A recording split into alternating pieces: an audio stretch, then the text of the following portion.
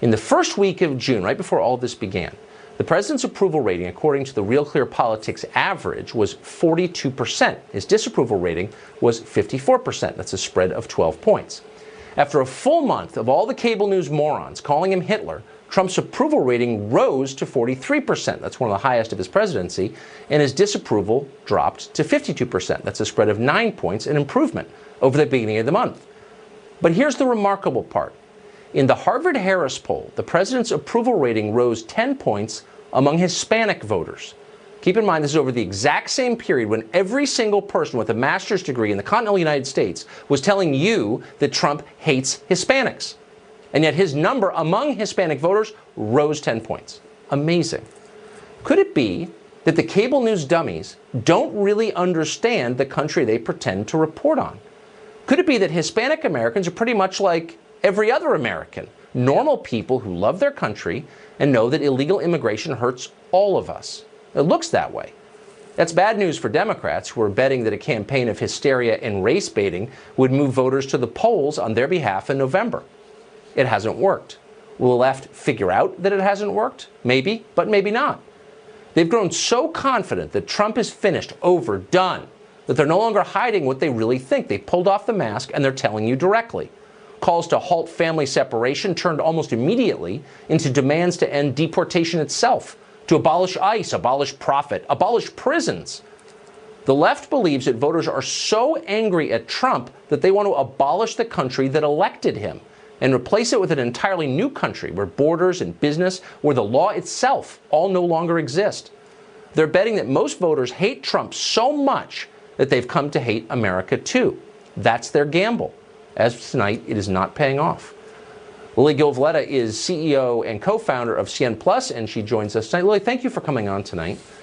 Thank you, Tucker. So this strikes me as an amazing number, that after this last month that we've had, where people on MSNBC and CNN were literally comparing Trump to Adolf Hitler himself repeatedly because of his immigration policy, his number goes up 10 points among Hispanic voters. How do you explain that?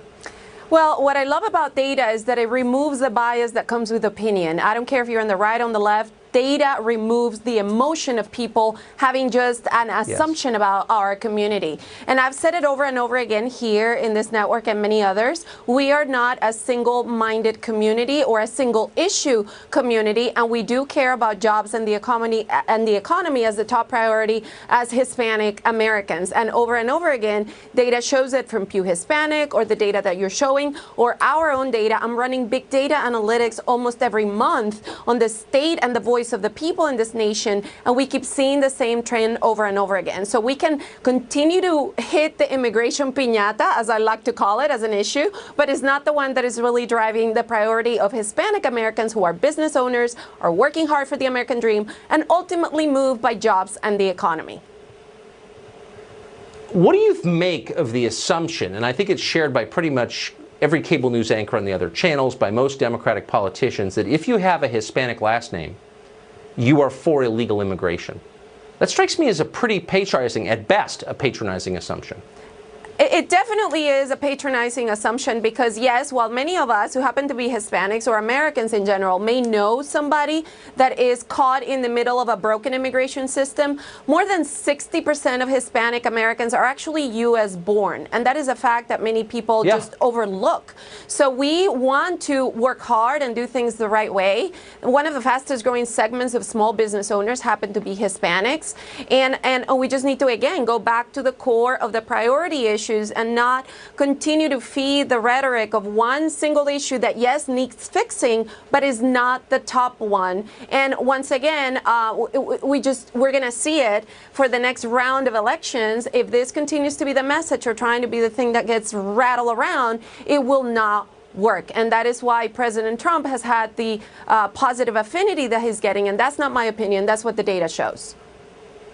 Well, it is, though, I mean, I can't say this enough. It's the opposite of what I think every person I know in Washington would have predicted a month ago, that after all this drama, we've had the single most intense month politically I've ever seen in a life lived in Washington, that he would be more popular among Hispanic voters. Can you just focus on that point? What do you, to the extent we know, what do you think that's about?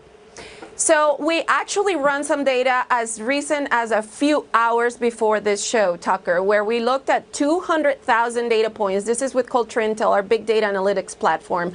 And we looked at the voice of 200,000 Hispanic Americans in the U.S. And again, jobs and the economy is what driving the positive affinity towards President Trump. Immigration ranks as issue number 5. So there is a lot of noise around that. And people that care about that issue feel like that is the only issue. However, we are not a single-minded issue voter bloc or community. So again, it's diminishing the sophistication of this audience and the fact that we do care about growth, prosperity, and achieving that American dream, which people like me, I'm an immigrant myself, come here to work so hard for. And that is ultimately what we want to achieve, not just for us, but for all Americans. And assumptions to the contrary diminish the people about whom they're made. You're absolutely right there. Lili, thank you for that. Super interesting. Thank you, Tucker. Well, it's pretty obvious there is a crisis on our southern border. Tens of thousands of people crossing illegally or arriving to demand asylum. Who is to blame for that crisis? Again and again, we have heard that we, American citizens, are to blame. Are we? Heather McDonald is a contributing editor at City Journal. She's author of the upcoming book called The Diversity Delusion, How Race and Gender Pandering Corrupt the University and Undermine Our Culture, and she joins us tonight.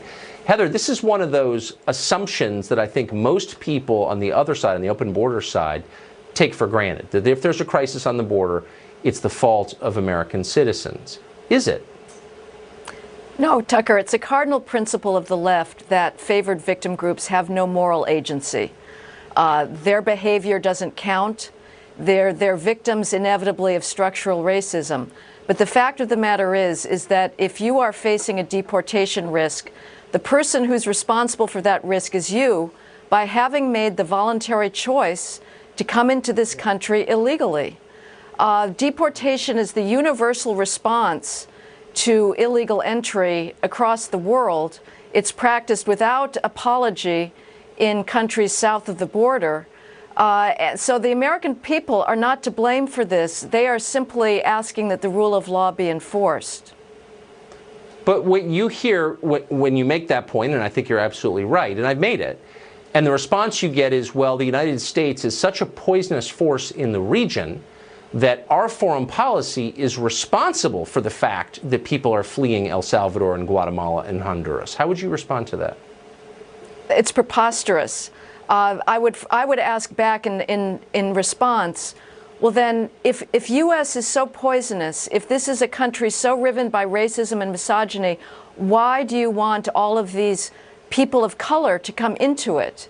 The left knows in some part of its brain that in fact this is the most opportunity-filled, tolerant country on earth, which is why it wants to bring in as many third world people of color as possible here. But at the same time, it insists on this false narrative that we are engaging in lethal bias and discrimination. What happens to people when you bring them into a country legally, let them stay illegally, give them asylum, any of those routes, and the second they get here, you tell them the country you've just moved to is an immoral place run by racists? How does that affect their view of their new home, would you say? Well, and that is certainly the propaganda that they get in schools from kindergarten onwards. It results in assimilation downwards. We are seeing in the Hispanic community, yes, wonderful entrepreneurship, as your previous guest saw, but we also see significant assimilation into the underclass with gang involvement, dropping out of school, highest teen out-of-wedlock pregnancy rate in the country. And it doesn't help to be told that you're in a place that somehow oppresses you and to think of yourself as a victim. No, I think that's exactly right. Heather McDonald, thank you very much. Thank you, Tucker.